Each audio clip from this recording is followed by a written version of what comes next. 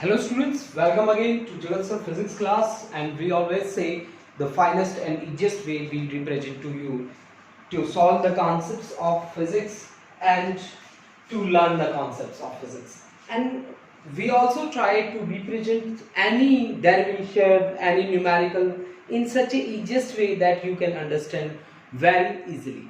Students, last time we have represented the concept of magnetic effect of current, and after that today we have the article. That article is Biot-Savart's law, and the one numerical that is based on the last concept, that was F is equal to QVB sin theta. And also there we have represented the Fleming's left hand rule. Students, जब मैंने magnetic effect of current को start किया है chapter को, तब मैं कहां से होकर निकल के आया हूं, सबसे बड़ी बात यह है आपके लिए। देखो, जब मैंने 12th की फिजिक्स को स्टार्ट किया तो मैंने इलेक्ट्रोस्टैट पढ़ा, यानी कि मैंने स्टैटिक चार्जेस पढ़े, स्टैटिक चार्जेस की प्रॉपर्टीज पढ़ी। उन प्रॉपर्टीज में से एक प्रॉपर्टी क्या थी, वो थी कि चार्ज जब रेस्ट में होता है तो वो दूसरे पे क्या करता है, फोर्स लगाता है। जब रेस्ट में है तो उसका इलेक्ट्रिक फील्ड है। जब रेस्ट में दो चार्ज डिफरेंट पोजीशन पे बैठे हैं तो वो डायपोल फॉर्म कर रहे हैं। जब वो डायपोल फॉर्म कर रहे हैं तो उनका इलेक्ट्रिक फील्ड आ रहा है, ठीक है। और एक्सियल इक्वेटोरियल पे टॉर्क के लिए मैंने काम किया, मैंने पोटेंशियल के लिए काम किया, मैंने फ्लक्स के लिए काम किया, मैंने कैपेसिटेंस के लिए काम किया। तो स्टूडेंट, ये जितने भी काम थे वो चार्जेस एट रेस्ट के लिए थे। बच्चा पार्टी, आप एक बात स्पेशली नोट करके चलना कि इलेक्ट्रोस्टैट और इलेक्ट्रोडायनेमिक्स है ना। स्टैटिक का मतलब है चार्जेस एट रेस्ट और डायनेमिक्स का मतलब है चार्जेस इन मोशन। अब मोशन के अंदर क्या आता है, सबसे पहला आर्टिकल मेरे पास आया, that was current electricity. Current electricity में मैंने क्या देखा कि जब चार्ज मूव कर रहा था तो क्या बन रहा था, करंट। अब जैसे ही करंट बना, मैंने कहा कि जी चार्ज पार्टिकल कौन है। मैं अब सॉलिड के साथ डील कर रहा था तो मेरे पास चार्ज पार्टिकल आया इलेक्ट्रॉन। इलेक्ट्रॉन और इलेक्ट्रॉन के मोशन को मैंने जोड़ा किस वर्ड के साथ, that word was drift velocity.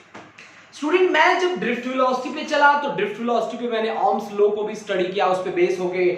मैंने उसके बाद resistances in parallel and series combination, cells in series and parallel combination, उसके बाद मैं व्हीटस्टोन ब्रिज पे आया, उसके बाद मीटर ब्रिज, पोटेंशियोमीटर और किरचॉफ के वोल्टेज लॉ और मैं करंट लॉ के साथ भी डील करके आया हूं। तो स्टूडेंट, ये सारी चीजें मैं अब से पहले पढ़ के आया हूं, ठीक है। अब आप रिलैक्स हो जाओ, सोच के देखो कि आपने क्या क्या पढ़ा है।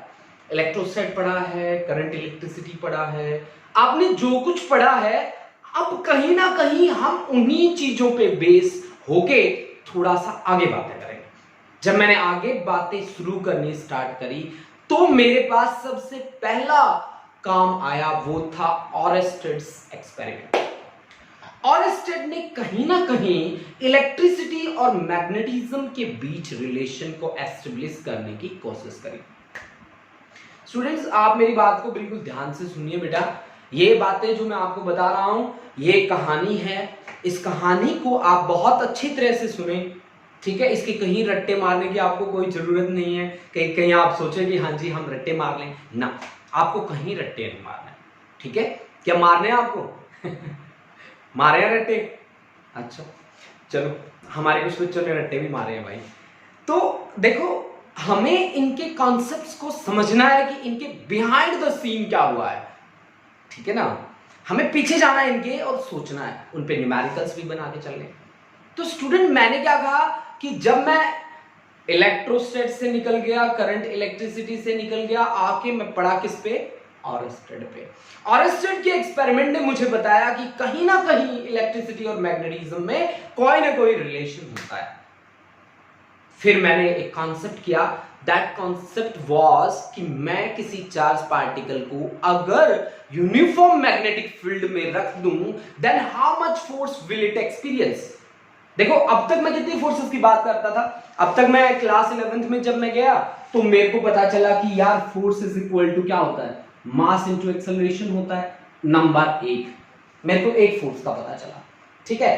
जब मैं आया इलेक्ट्रिक फील्ड वाले में तो मेरे को पता चला कि force is equal to QE भी होता है, जहां पे Q चार्ज होता है किसी पार्टिकल के ऊपर और E होता है स्ट्रेंथ ऑफ इलेक्ट्रिक फील्ड। यानी कि this is the force experienced by the charged particle when placed in uniform electric field. अब कल जो लास्ट मैंने लेसन लिया था उस लेसन में मेरे को पता चला कि G F is equal to तो q v B sine theta भी होता है, q v B sine theta भी होता है. अच्छा जी, ये कब आई फोर्स? ये तब आई जब मैंने किसी चार्ज पार्टिकल को मैग्नेटिक फील्ड में रखा. एक चार्ज पार्टिकल था जिसके पास वेलोसिटी v थी, उसको मैंने एक यूनिफॉर्म मैग्नेटिक फील्ड में रखा. How much force will it experience? F is equal to q v B sine theta, है ना? ठीक है. एक फोर्स मैंने और भी देखी थी क्लास 11th में, उसको मैं भूल गया आपको बताना. ये F is equal to M V square divide by R. देखो student, this is centripetal force, the force required to move any massive particle in a circular loop in a closed path. ठीक है ना? इस तरह के किसी close path में move करने के लिए मेरे को जो फोर्स चाहिए थी, that was centripetal force, that is mv square by r. यानी अब तक मैंने ये चार फोर्सेस बेसिकली मैंने देखी. हाँ, मैंने और भी देखी. आप सोच रहे होंगे, बहुत सारे बच्चों के दिमाग में आ रहा होगा कि f is equal to minus of kx बता दो. बिल्कुल बता देते हैं. ये लो भाई, ये भी मैंने फोर्स देखी, f is equal to minus of kx. ठीक है, आप सोच ही रहे थे, मैंने बता दिया. ठीक है ना? चलो अब खुश हो ना आप लोग हैं भाई? पीछे से बता रहे थे कि सर जी वो भी बता दो. चलो बता दिया. अब देखो भाई, मेरे पास आ गई 1 2 3 4 और 5. ये मेरे पास फोर्सेस आ गई, है ना? रंग भर देता हूं, अच्छी लगेगी. ये है भाई न्यूटन के सेकंड लॉ ने बताया कि force is mass into acceleration. यानी कि किसी भी ऑब्जेक्ट को अगर एक्सेलरेट करना है, in that situation we have to apply a force. If we are moving in a circular track, then we need this force. This is named as centripetal force, है ना? मैं नाम भी लिख देता हूं ताकि आपको कोई डाउट्स ना आए. This is centripetal force. Centripetal force. ठीक है? F is equal to minus of kx. K क्या होता है? K is the spring constant. Spring के केस में क्या हुआ था? स्प्रिंग को मैंने खींचा, फोर्स लगाई, उसकी लेंथ इंक्रीज हो गई, छोड़ दिया एज इट इज. मैं विद इन इलास्टिक लिमिट की बात कर रहा हूं, मैं लिमिट क्रॉस नहीं कर रहा. अब आपके दिमाग में बहुत सारे ख्यालात बन रहे होंगे, खींचा और खींच के तोड़ दिया. नहीं भाई, तोड़ना नहीं है ना. इलास्टिक लिमिट के अंदर आपको काम करना है, लिमिट से बाहर नहीं जाना. कहीं आपने स्प्रिंग हाथ में लिया, खींच के तोड़ के रख दिया, या उसको एक्सटेंड करके रख दिया. होता है, ऐसा भी होता है. कई बार हम पेन में जो स्प्रिंग लगा होता है ना, हम दिखाते हैं उसकी इलास्टिक प्रॉपर्टी, कहते हैं कि ये देखो यार, ये इलास्टिक है, इसको खींचा छोड़ा. आप में से बहुत सारे बच्चों के दिमाग में खुराफाते उठती है कि खींचो जी लगा के, जब लेंथ उसकी बढ़ गई कह दो आप कर दो इकट्ठा. नहीं, उस सिचुएशन में हमने उसकी लिमिट को क्रॉस कर दिया है. उसकी लिमिट का नाम क्या है? इलास्टिक लिमिट, है ना? Elastic limit. ठीक है, आप जानते हैं इलास्टिक लिमिट के बारे में, आप क्लास 11th में पढ़ के आए हैं. ठीक है, तो with in elastic limit F is equal to minus of kx. This F is restoring force that directly depends on displacement from mean position. X has the dimensions of length, है ना? तो ये है आपके पास कौन सा? restoring force. This is restoring force. अच्छा, F is equal to ma का आप सभी जानते हैं लीनियर फोर्स है. ये न्यूटन के सेकंड लॉ से हमें मिली थी, न्यूटन बाबा ने प्रोवाइड की थी. न्यूटन ने बड़े घमासान मचाए हैं यार, पता नहीं क्या क्या वैल्यूज दे रखी हैं. And this F is equal to QE. This is force experienced by a charged particle,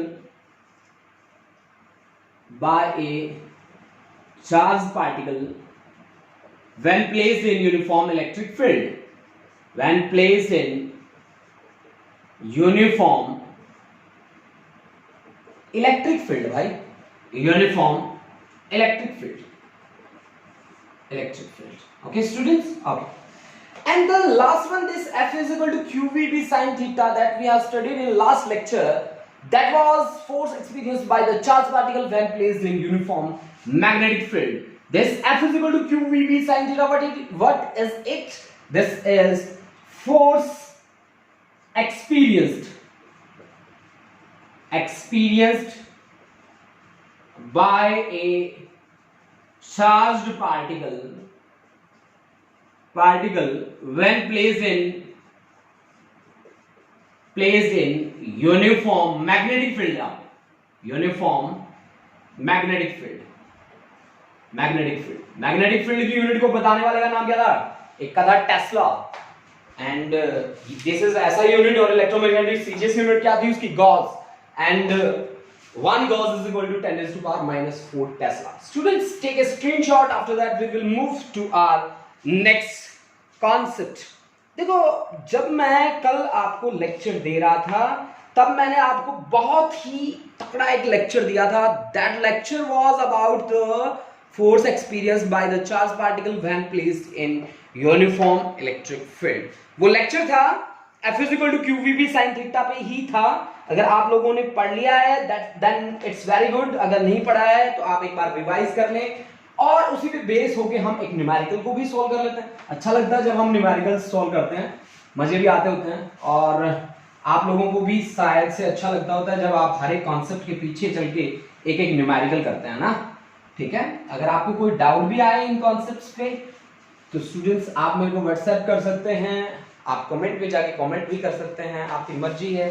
ठीक है, हाँ जी, चलो स्टार्ट करते हैं. इसमें स्टेटमेंट को पढ़िए पहले. An alpha particle has a mass. अच्छा जी, मास दे दिया, ठीक है. Is travelling at right angle to magnetic field. Magnetic field के साथ राइट एंगल है. अच्छा, तो थीटा कितना दे दिया आपको? यानी कि पहले आपको दे दिया theta 90 degree.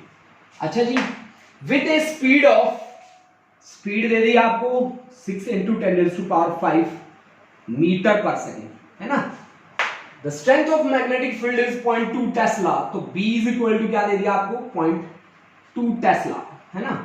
Calculate force on alpha particle. Alpha particle कौन होता है? पता है आप लोगों को अल्फा पार्टिकल कौन होता है? पता है? लिखने से पहले सोच लीजिए.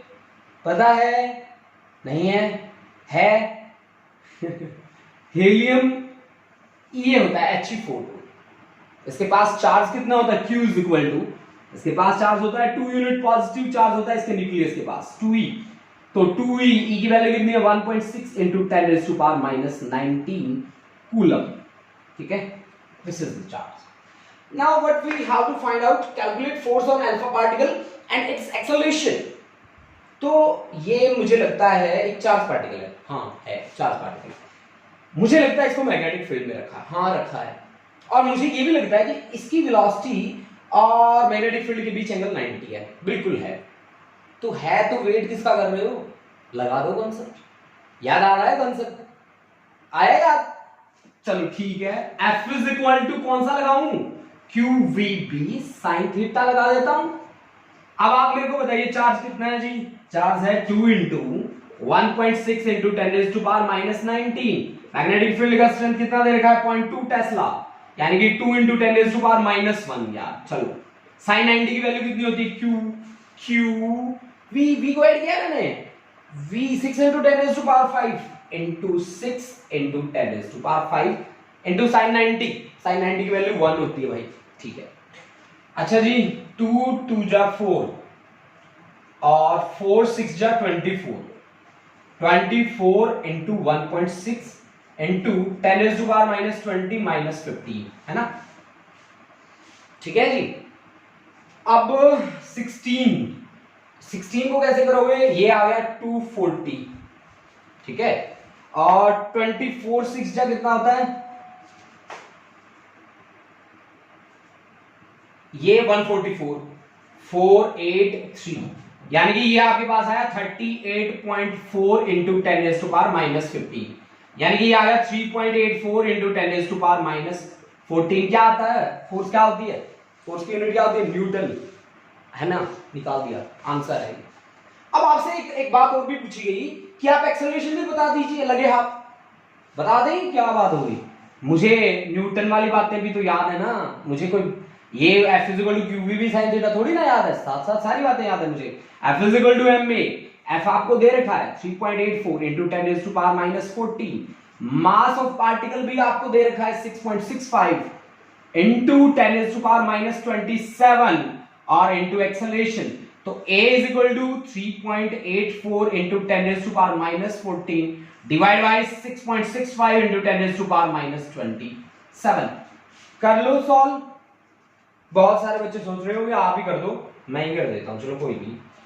यानी कि 384 डिवाइड बाई 665 इंटू 10⁻, ये ऊपर जाएगा 27 प्लस हो जाएगा, तो फिर आपके पास 13 बचेगा, प्लस का 13 और 380, 3 2 जा 2 पे नहीं हो रहा है, ये 1.8 के लगभग आएगा ये ना, यानी कि 1/1.8, मतलब मैं 2 के नियरली ले रहा हूं, ठीक है, 1/2 यानी कि 0.5, यानी कि 5 इंटू 10⁻12, 5 इंटू 10⁻12 मीटर पर second square. This is nearly value, मैंने नियरली लिख दी बच्चों। आप भी ऐसे कर सकते हो, जब आप किसी भी न्यूमेरिकल को परफॉर्म कर रहे हो उस सिचुएशन में आप भी नियरली इक्वल वैल्यूज ले सकते हो, आपकी मर्जी है, ठीक है।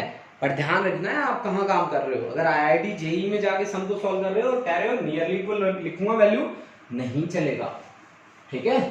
अब हम बढ़ते हैं आज के मेन आर्टिकल पे। आज हमारा मुद्दा क्या था? आज हमारा मुद्दा है बियर्ड-सेवर्ट्स लॉ, ठीक है। इसके साथ डील करना है हमें, और ये हमें क्या बताएगा वो हमने पहले ही लिख रखा है। देखो जी, मैं तो हमेशा एक बात मानता हूं कि सबसे पहले आप ये देख लो आपको जाना कहां है, आप चाहते क्या हो आप वही करो जो आप चाहते हो, ठीक है, ठीक है। आपको रास्ते का पता होना चाहिए। अब मैं आपको बता रहा हूं कि मेरे को जाना है जलंधर, जाना है बिल्कुल जाना है जलंधर। अब जलंधर मेरे को जाना है, मेरे को फाइनल तो डेस्टिनेशन तो पता है ना मेरी, हाँ जी मेरे को जलंधर जाना है, 10 हुए जाना है मेरे को, जलंधर से भी आगे, और मैं हरियाणा से बिलोंग करता हूँ, तो मेरे पास पहले से टारगेट है कि हाँ जी वहां जाना है। तो हमने यहां पे भी ऐसा एक टारगेट ले लिया कि dB is equal to μ0/4 pi I dl sine theta divide by r square, ये हमें बनाना है। अब ये है क्या? Small magnetic induction, small magnetic field. Magnetic field को मैग्नेटिक इंडक्शन भी बोल देते हैं, मैग्नेटिक फ्लक्स डेंसिटी भी बोल देते हैं। अब क्यों बोल देते हैं ये बात भी मैं आपको बताऊंगा, ठीक है, इसका भी रीजन मैं आपको बताऊंगा, आप घबराइए नहीं, हर चीज आपकी क्लियर करेंगे हम। अब देखो मेरे को क्या चाहिए, dB Biot Savart's law deals with the magnetic field induction at a point due to small current, पहले इसमें लिखा है small current carrying element. Let us consider xy be a small current carrying length element। नहीं भाई ये small नहीं है, ये इनफाइनाइट लेंथ वाला है। Now let us take a small length element whose length is dl। हाँ जी dl लेंथ है इसकी, करंट इसी में से फ्लो कर रहा है, and that is current is I, और इसको बोलते हैं आइडियल। एक ऐसा लेंथ एलिमेंट जिसकी लेंथ है dl और करंट कितना फ्लो कर रहा है उससे I is the amount of current that is flowing through the conductor xy। Okay students, okay.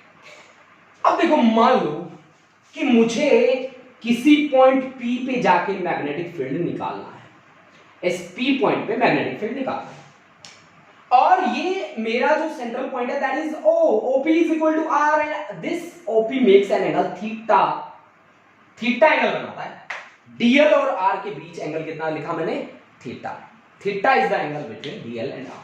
अब आप मेरी बात सुनो, मैं आपको एक ट्रिक बताता हूं मैग्नेटिक फील्ड की डायरेक्शन देखने का। अब देखो करंट है ना ऐसे फ्लो कर रहा है ना, जब आप P पॉइंट की तरफ जाएंगे कर्ल ऑफ फिंगर कैसे जा रही है, ऐसे अंदर की तरफ। अगर मैं किसी पेंच को अंदर की तरफ लगाऊं तो इस वाला हिस्सा अंदर की तरफ जाएगा, ये वाला हिस्सा दिखेगा ना मेरे को ऊपर। अगर वही ये मार्कर लेके मैं आपकी तरफ फेंक रहा हूं, आपको क्या दिख रहा है, आपको इसकी टिप दिख रही है, मतलब अगर आउटवर्ड आए तो टिप दिखे आपको, मतलब अगर ये दिखे तो इसका मतलब है आउटवर्ड है, अगर ये क्रॉस दिखे तो इसका मतलब है इनवर्ड्स है, इनवर्ड्स, और इसका मतलब है आउटवर्ड्स। समझ रहे हो आप? इन बातों को याद रखना। पूरे चैप्टर में ना मैं बड़ी डायरेक्शन के साथ बड़ी बातें करूंगा, और डायरेक्शन का ही पंगा पड़ता है यहाँ पे, और कोई पंगा नहीं होता थर्ड चैप्टर में, बस डायरेक्शन के बड़े पंगे होते हैं, ठीक है। मैं जब छोटा बच्चा होता था मेरे को 11th-12th में सबसे बड़ी दिक्कत आती थी डायरेक्शन की, है ना। चलो ठीक है, अब मैं बड़ा बच्चा हो गया, चलो बात करते हैं आगे, ठीक है। मैंने क्या कहा, मैंने कहा कि DL एक स्मॉल लेंथ एलिमेंट है, OB द सेंट्रल पॉइंट, और DL से R डिस्टेंस पे P पॉइंट है। अब करंट का फ्लो ऐसे, मैग्नेटिक फील्ड कैसे, अंदर की तरफ, है ना, इधर अंदर की तरफ जा रहा है, तो मैं किससे दिखा रहा हूं उसको, मैग्नेटिक फील्ड को यहाँ पे, क्रॉस से। This is magnetic field dB at point P due to small length element, that is dl, है ना, dl। अब आप मेरे को एक बात बताओ, ये इसमें से करंट फ्लो कर रहा है, इसके किसी भी पॉइंट पे मैग्नेटिक फील्ड कितना है? जीरो, जीरो, ठीक है, जीरो है। आपसे मैं पूछूं कि क्या जीरो है क्या, तो आप कहोगे सर जी आप ही चेक कर लो। कैसे चेक करूं भाई? एक बात है, ये है कि आर, पहले आप आर के कंपोनेंट बनाइए, जिसके साथ थीटा होता है उसको कौन सा मिलता है? कॉस कंपोनेंट मिलता है। तो ये आ गया आपका आर कॉस थीटा, है ना, ठीक है। और भाई एक आपके पास आर साइन थीटा भी आएगा, आएगा ना, आएगा। अब थीटा को जीरो करने का क्या मतलब है? थीटा को जीरो करने का मतलब है कि ये पॉइंट पी इसी लाइन पे लाई करेगा, तो वहां पे मैग्नेटिक फील्ड होगा?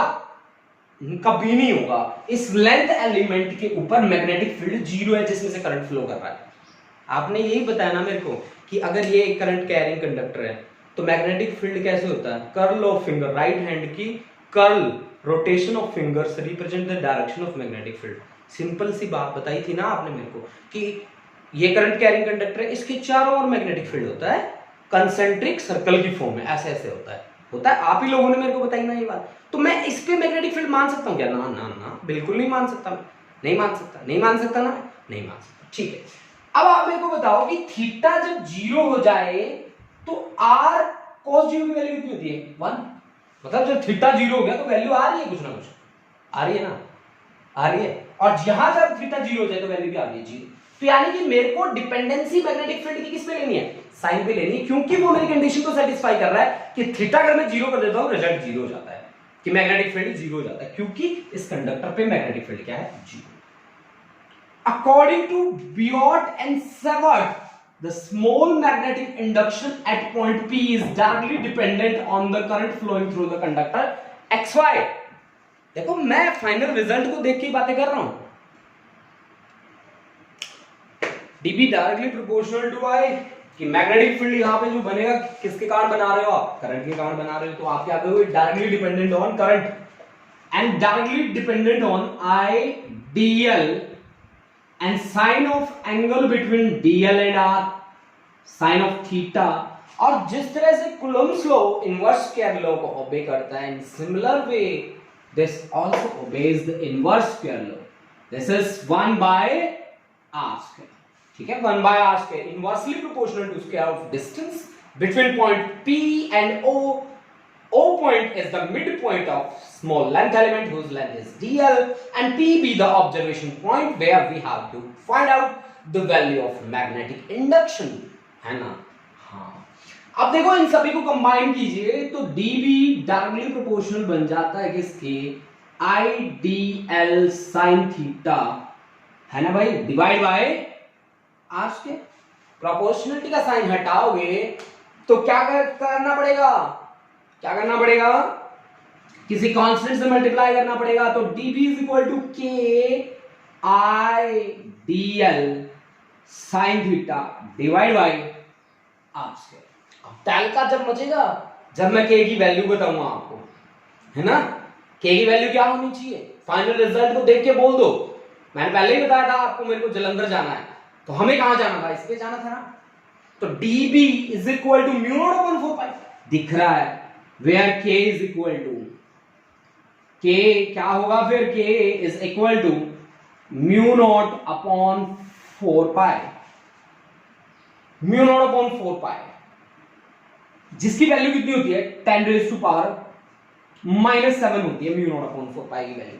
10 raised to power -7 इसकी वैल्यू है mu naught upon 4 pi। अब भाई mu naught क्या है? आपने एप्सिलॉन नॉट को क्या कहा था? एप्सिलॉन नॉट को absolute permittivity of free space बोला था आपने। Absolute permittivity of free space, permittivity of free space, free space, हाँ जी, परमिटिविटी है ये किसके साथ जुड़ी थी? ये जुड़ी थी किसके साथ? इलेक्ट्रिक फील्ड के साथ जुड़ी थी जी। हाँ जुड़ी थी, इलेक्ट्रिक फील्ड के साथ बातें हो रही थी, इसकी खूब हुई थी। बिल्कुल बिल्कुल हुआ था, इलेक्ट्रिक फील्ड के साथ एसोसिएट हुआ था ये। आज मेरे पास म्यू नॉट, इसका नाम है permeability, absolute permeability,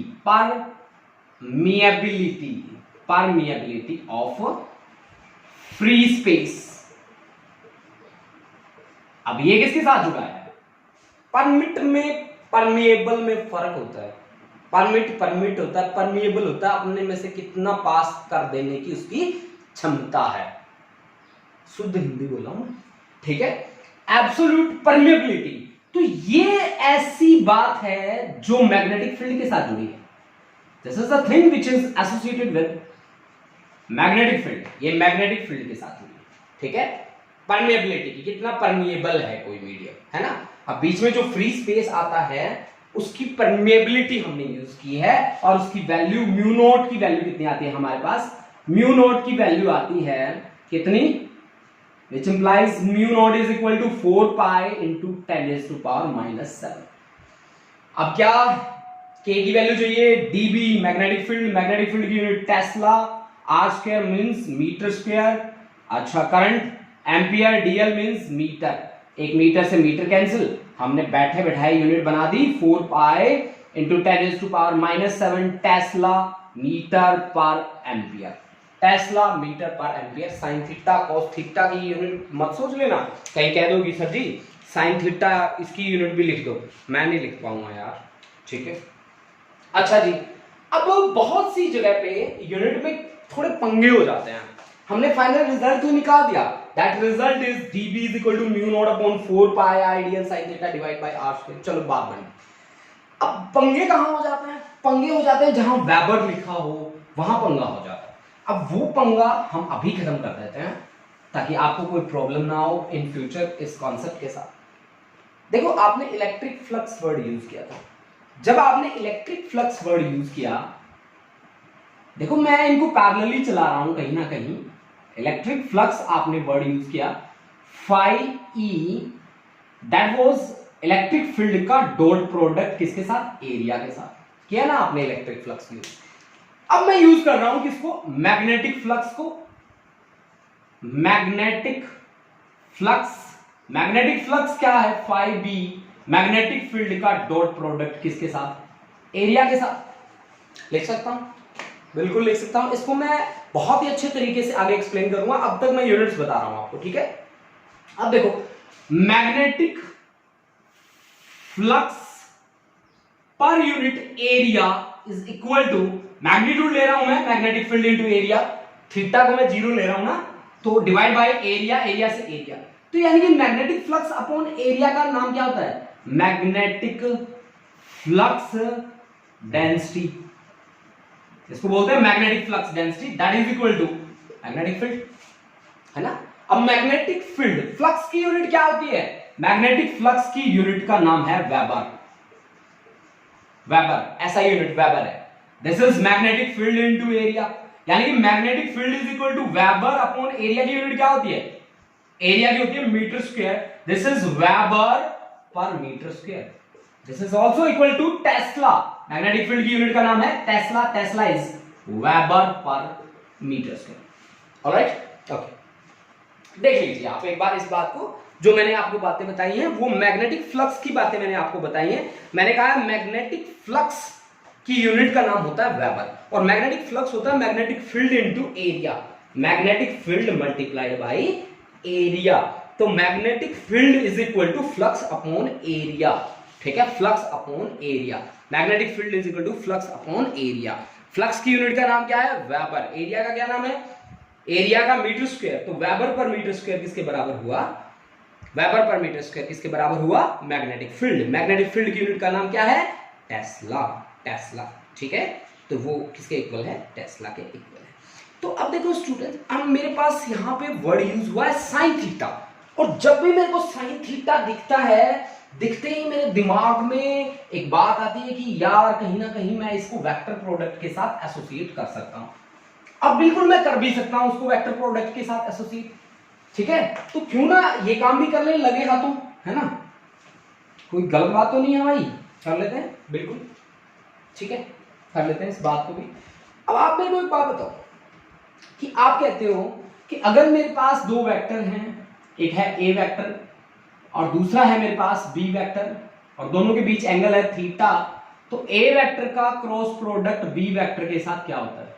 this is A B sine theta. अब मेरे को दिखा यहां पे कि I D L sine theta, तो मैं क्या लिख दूं? I vector cross product with DL vector लिख दूं? बोलो आंसर दो, लिख दूं आई वेक्टर क्रॉस डीएल? अब आप सोच रहे हो हाँ हाँ हाँ लिख दो, ऐसे थोड़ी ना लिख दूंगा। अब आई और डीएल को ध्यान से देखो, आई और डीएल की तो सेम डायरेक्शन है, मतलब इस डीएल में से कितना करंट फ्लो कर रहा है? That is I current he flow कर रहा है ना, फ्लो आई करंट ही। तो अब आप मेरे को बताओ कि ये थीटा जो है वो एंगल किसके बीच का है? डीएल और आर के बीच का है ना, ठीक है, डीएल और आर के बीच का। तो मैं डीबी को किस तरह से लिख सकता हूं? डीबी इज इक्वल टू, के की वैल्यू लिख दो भाई, अच्छा लगेगा, म्यू नॉट अपॉन 4 पाई, मेरे पास है I DL sine theta divide by R square. अब ऊपर तो आर है नहीं, तो मैं कैसे क्रॉस प्रोडक्ट लिखूं? आर से मल्टीप्लाई कर दो, आर से डिवाइड कर दो, आर से मल्टीप्लाई आर से डिवाइड, तो वो बन गया डीबी वेक्टर क्वांटिटी बनेगा ये, this is mu naught upon 4 pi, this is magnetic constant mu naught I D L into R into sine theta divide by R की क्यूब। अब देखो A B sine theta, A B sine theta क्या होता है? A vector cross product with B vector, then D B vector becomes equal to mu naught upon 4 pi I D L vector का cross किसके साथ? Are vector के साथ divide by R की cube. DL vector का cross किसके साथ? Are vector के साथ डिवाइड बाई आर की क्यूब। जब ऐसे में डीएल क्रॉस आर लिखता हूं तो आप क्या कहते हो कि आप रोटेशन देख लो जी। अब आप रोटेशन देख लो, अब आप रोटेशन, करंट ऐसे जा रहा है, करल देख लो, डीएल के बाद आपको चलना है, डीएल के बाद करल जिस डायरेक्शन में, अगर नीचे की तरफ जा रहा है तो इनवर्स, बाहर की तरफ आ रहा है तो आउटवर्ड्स। डीएल क्रॉस आर को इसकी हेल्प से आप क्या कर सकते हो? डायरेक्शन फाइंड कर सकते हो। डायरेक्शन फाइंड करने का नाम है राइट हैंड स्क्रू रूल, और राइट हैंड रूल भी बोल देते हैं हम। और मैं आपको एक बात बता दूं कि क्रॉस प्रोडक्ट जहां पे आ जाए ना, इसका मतलब सीधा सीधा सा क्या होता है पता है? इसका मीनिंग क्या है? आप लोगों को इसका मीनिंग पता है? क्रॉस प्रोडक्ट का क्या मीनिंग होता है पता है आपको? एक बात हमेशा याद रखना बेटा, कि डीएल क्रॉस जहां आ जाए ना, cross product of two vectors, उसकी डायरेक्शन हमेशा परपेंडिकुलर होती है। किसकी? इसकी, डीबी की। Direction of d B is perpendicular to plane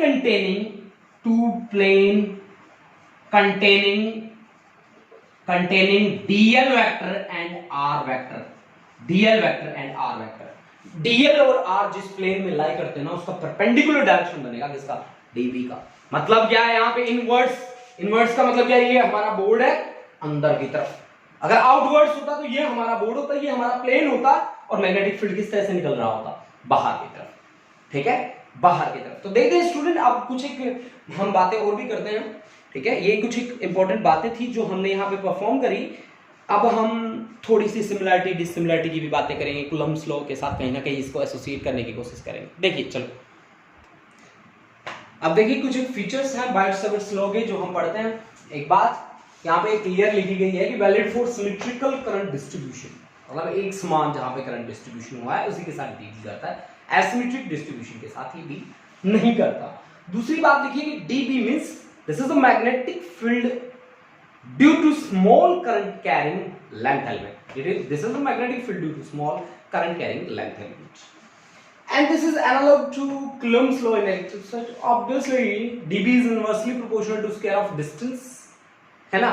Coulomb's law में भी ये होता है, inversely proportional to square of distance। Okay, if theta is equal to 0 और 180 डिग्री का क्या मतलब है? ये हमारे पास एक करंट कैरिंग कंडक्टर है I, थीटा 0 और 180 होने का मतलब क्या है? हम इसी लाइन पे लाई करते हैं जहां से करंट फ्लो कर रहा है, तो वहां से पे मैग्नेटिक फील्ड क्या बनेगा? 0।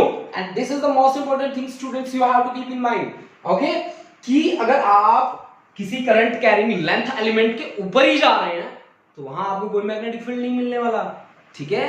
अच्छा, theta is 90, what it means? sin 90 की वैल्यू कितनी होती है? +1, और sin थीटा और cos थीटा की मैक्सिमम वैल्यू कितनी होती है +1, मिनिमम वैल्यू कितनी होती है -1। ये बात आपको बड़ी अच्छे से याद रखनी है। साइन थीटा कोस थीटा की मैक्सिमम वैल्यू होती है +1, मिनिमम वैल्यू होती है -1। This thing always you have to keep in mind, ठीक है ना? ओके, तो sin 90 जैसे ही आया sin 90 की वैल्यू +1 हो गई और मैंने यहां लिख दिया maximum. This is all about the Biot Savart's law students. This is the most important law which we will use in magnetic effect of current, ठीक है? बड़ा धड़ाले से यूज करेंगे हम इस लॉ को। इसके साथ साथ डायरेक्शन की भी बड़ी बातें होंगी स्टूडेंट्स। तो आपको मैं डायरेक्शन के बारे में जितना भी बताता हूं आप प्लीज उनको नोट करके चलें, ठीक है students? Thank you, have a nice day.